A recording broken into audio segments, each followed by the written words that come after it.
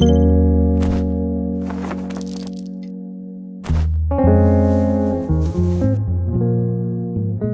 is going on, bros? Welcome back to my video. Another day, another football video. 我们准备作为 Islander 的第一场主场球赛，去迎战从香港来做客的香港眼镜蛇球队。在我们刚开场白之前，我也是捯饬了一下我们的穿搭。你看 jewelries， 特别这个耳钉我真的很喜欢，是有一个橄榄球元素的耳钉，上面是 Odell Beckham Jr. 单手抓球的一个动作，我们把它做成了一个，其实也不是耳钉吧，是一个耳夹，我夹在了耳朵上。我觉得男生也需要有这种精致的一面 ，outfit everything 都是跟橄榄球比较相关的，也是因为我的服装品牌最近的一季做的就是跟橄榄球相关的元素。OK， 我们旁边有一位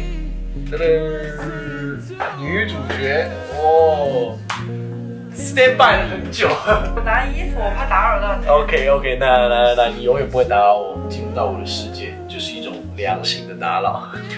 咱们话不多说，出发吧 ，Let's go。咱们现在准备去球场的路上，这个球场离我住的地方还挺远的，在翔安区。我最近为了这个比赛真的是算是很自律，保持了一个非常炸裂的习惯，就是洗冷水澡，整个神经就是感觉募集起来更快。正常是不会洗的，真的非常的冷，会比体温只是稍微低一点点那种状态，然后持续到前2天比赛前，就会用非常冰的水去冰自己的身子。我建议大家如果是刚开始尝试的话，可以先用热的先冲身子，收尾阶段你慢慢调成冰的，冲个30秒到1分钟，先拿水拍一拍胸脯，我觉得这也是个非常好的小 tip， 就你拍拍胸脯，让你的心脏这一块体温去感觉这个水的温度。当你的心脏这个区域合适之后，你这个水温就是 OK 的。这个 tip 也是我很小的时候，家里的老人教我的。然后我最近在洗冷水澡的时候，就想起来这个 tip， 然后用一下，果然非常好用。我们现在到球场了，已经把这个裤子换下来了。我们接球短裤，风又大，雨又大，感觉今天就是纯跑球了。然后已经开始 huddle， 你可以看到后面。我们有点迟到了，其实Hurry up！ 快一点去！我很担心等一下要下雨，说实话，我很讨厌下雨的天气打橄榄球。我相信很多镜头前的兄弟们也是这样的。就下雨打橄榄球，两队的战术都会有所限制，除非那些主打跑球的球队就会觉得，下雨了，刚好我们跑球有优势。正常球队就是传跑结合，所以希望等一下不要下雨。现在已经有点低雨了，最近这个天气，南方阴雨、梅雨天真的。所有人脑子没醒的都醒一醒，等下你该去找谁投诉一下，清醒一下，自己去 ，OK。Is it Stacy? Is it Becky? 1, 2, 3, 我三三一。Is it Marty? What the function? The way I feel right now, I feel like we need to be all alone. So if you just playing around, you need to tell your girl, take a fine home, and that's real. Stop teasing me, stop teasing me. I could change your life so easily. I keep begging you to stay, but you're leaving me, leaving me. We got sticks in the club illegally. Got the whole 6 side, they believe in me. We got members east of the DVP. We got members west on the 401. We got a lock on the game, but there's more to come. You gotta pot that to the morning come. You want shots for the girl, damn, order some. Who's calling it? Who's calling it? Who's calling it? Who's calling it? Who? Hey, Is it Stacy? Is it Becky? Is it Keisha? Is it Ashley? Was it Danny?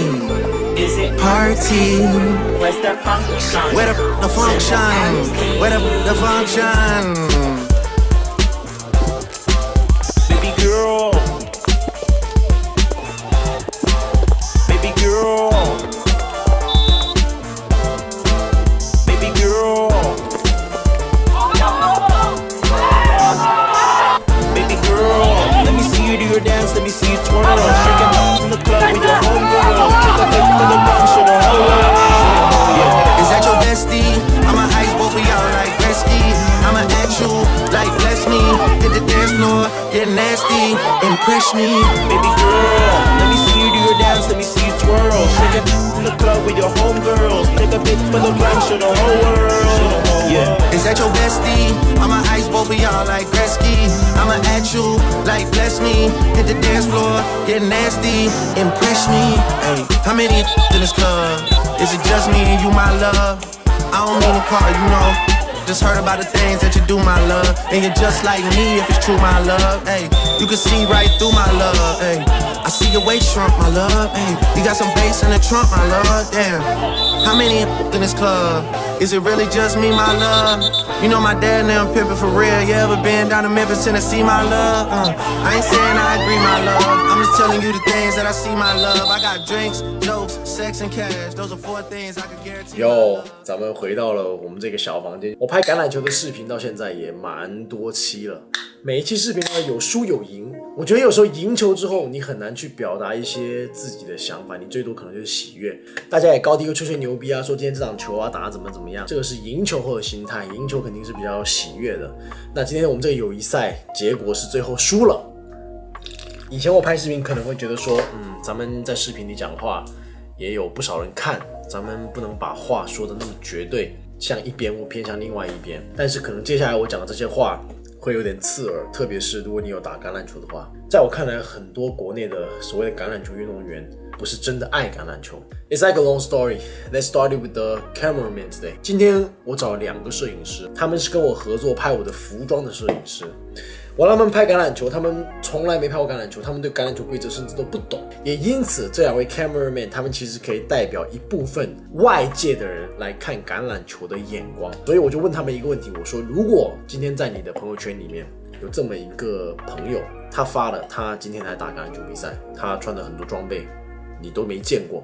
对于他们来说确实没见过这些装备。发了一个比赛，他们赢了，队友的合照就只是图片而已，你会觉得他很牛吗？